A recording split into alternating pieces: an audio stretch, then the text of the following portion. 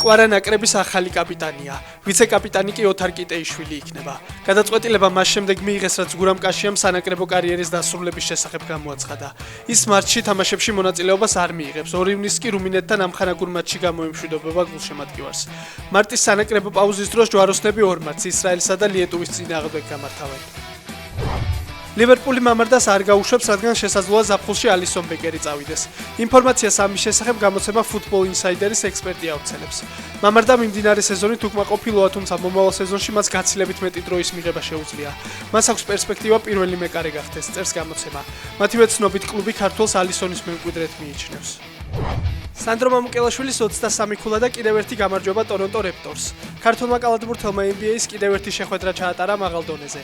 ქართველმა 32 წუთი ითამაშა და 23 ქულის გარდა 5 ჩაჭრა, 4 მოხსნა, 2 შედეგიანი გადაცემა და 1 დაფარება მიითვალა. ზადება თეთრი სახლის ბრძოლისთვის გრძელდება. მსოფლიო კლასის მებრძოლთან, ჯასტინ გეიჯისთან სატიტულო დაპირისპირებისთვის ილია თოფურია შვილთან, ჰუგო თოფურიასთან ერთად ემზადება. ქართველი ჩემპიონი ბრძოლას 14 ივნისს გამართავს.